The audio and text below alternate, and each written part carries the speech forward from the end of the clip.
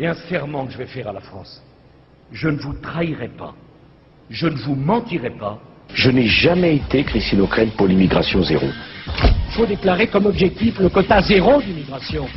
Sur les 15 pays de l'Union avant l'élargissement, il y en a 14 qui ont un ministère d'immigration, un seul qui n'en a pas, c'est nous. Parmi les 14, 6 n'ont aucun ministère ou secrétariat d'État spécifique. En fait, il y en a un seul qui a quelque chose qui se rapproche un peu de ce que M. Sarkozy propose. Ce sont les Anglais.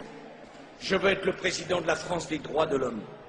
Je n'accepte pas le sort que l'on fait aux dissidents dans de nombreux pays. Je n'accepte pas la répression contre les journalistes que l'on assassine ou que l'on veut bâillonner. Le silence est complice. Je ne veux être complice. Al-Assad est accueilli en bas des marches. À travers le monde. Tous ceux qui ont fait l'expérience de renoncer à la défense des droits de l'homme au bénéfice de contrats n'ont pas eu les contrats et ont perdu sur le terrain des valeurs. La guerre en Afghanistan divise la classe politique. À l'Assemblée nationale, François Fillon annonce un renfort de quelques centaines de soldats français. La gauche parle d'alignement sur les États-Unis. Souvenez-vous, pendant la campagne présidentielle, ce que disait le candidat Nicolas Sarkozy. Est-ce que vous pensez que les troupes françaises ont toujours leur place en Afghanistan ou il faut à terme envisager un départ?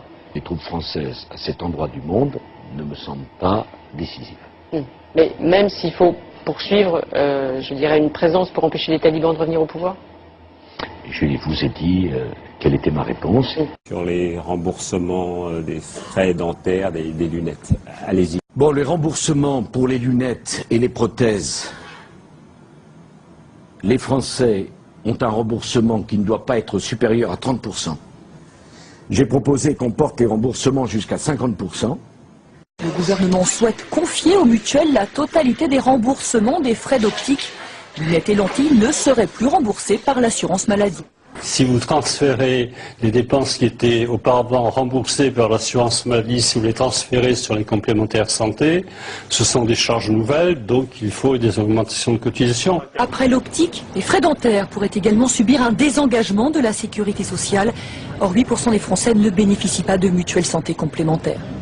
Madame, excusez-moi, est-ce que vous pourriez juste me confirmer, savoir si les frais d'optique ou voire d'autres frais vont être remboursés par la sécurité sociale? Les médicaments, justement.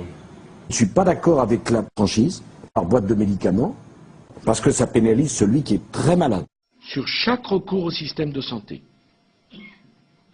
une participation forfaitaire de 50 centimes par boîte de médicaments, de 50 centimes sur les actes paramédicaux et de 2 € sur les transports sanitaires. Deuxième question, y aura-t-il une médecine à 2 vitesses? Ma réponse, c'est non. Alors restera 2 problèmes quand même. Le problème de l'hôpital. On ne pourra pas laisser ouverts tous les hôpitaux de France. Comme ici, dans l'Essonne, d'ici 1 an ou 2, l'hôpital d'Étampes, 20 km plus loin, sera peut-être le seul à offrir un service d'urgence. Il n'y aura pas de privatisation d'EDF et Gaz de France. C'est clair, c'est simple et c'est net. Il est en effet clair qu'EDF et Gaz de France, nous devons les transformer d'établissements publics en sociétés anonymes. Depuis le début de l'année, les prix du gaz ont progressé de 9,5%. Les tarifs ont régulièrement augmenté, comme le montre ce graphique, plus 25% en 3 ans. Un mot sur le financement de l'audiovisuel public. Sur la question de la redevance, Nicolas Sarkozy a finalement changé d'avis. Le chef de l'État a annoncé hier à des professionnels qu'il acceptait de l'indexer sur le coût de la vie. La semaine dernière, il s'était opposé à une hausse même de 2 € de la redevance. Je me suis engagé toujours à ce qu'il n'y ait pas d'augmentation de la redevance. Je le 2 €. Mais écoutez, oui. Je veux, si je suis élu président de la République, que d'ici à 2 ans, plus personne ne soit obligé de dormir sur le trottoir. En janvier dernier, un plan d'action pour les sans-abri prévoyait la création de 27 000 places. On est aujourd'hui loin du compte. 3 millions d'entre vous qui ont une retraite inférieure au minimum vieillesse. J'augmenterai de 25% vos retraites. Pour les retraités cette fois, qui verront leur retraite augmenter de 1%. Ma conviction, c'est qu'une des questions centrales pour la France, c'est celle du pouvoir d'achat des Français. Il ne reste pas assez quand on a travaillé tout le mois. Je veux être le candidat du pouvoir d'achat. Je veux être le candidat de l'augmentation des salaires. Puisqu'on sait ce qu'il faut faire, on va le faire. Alors, s'agissant d'ailleurs du pouvoir d'achat, qu'est-ce que vous attendez de moi? Réduire le débat politique français à la seule question du pouvoir d'achat, c'est absurde. Si c'est ça votre conception de politique, ben on se trompe, on ne parle pas de la même chose. Je n'ai jamais voulu monter une catégorie de Français contre une autre. Mais je dis qu'il faut savoir terminer une grève. Désormais, quand il y a une grève en France, personne ne s'en aperçoit. Il faut absolument que l'État réduise son train de vie. Derrière ces grilles, près de 100 000 euros déboursés chaque jour l'an dernier. C'est sur l'année 3 millions d'euros de plus qu'à la fin du quinquennat de Jacques Chirac. L'Élysée a donc demandé au ministère de la Défense de renouveler la flotte présidentielle pour acheter d'ici 2012 les bijoux de Dassault Aviation, 4 Falcon 2000, 2 Falcon 7X, ainsi qu'un Airbus A330, comme Angela Merkel, précise l'Élysée. Estimation d'un spécialiste aéronautique, 300 millions de dollars, plus de 200 millions d'euros, plus les 5 000 euros d'heures de vol, facturés ensuite à l'Élysée. Il n'y a pas d'argent dans les caisses. Pouvoir d'achat, vous êtes impatient? Nous aussi. Augmentation substantielle de son salaire, de 6 594 euros aujourd'hui à 20 000 euros par mois. Il n'y a pas de problème de pouvoir d'achat en France.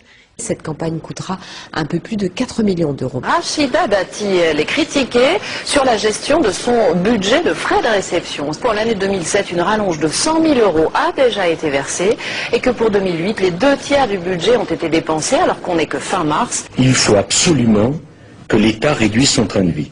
Mais depuis un an qu'il est président, cette dette s'est encore aggravée et depuis le début de ce reportage de 2 minutes, cette dette s'est encore alourdie de 230 000 euros. Et un serment que je vais faire à la France. Je ne vous trahirai pas. Je ne vous mentirai pas. C'est absurde. Ne tenez pas vos promesses. La droite trébuchera peut-être quand vous le remet. La droite trébuchera. Circulez, il n'y a plus rien à voir. Casse-toi là. Oh, ah, quel enfant!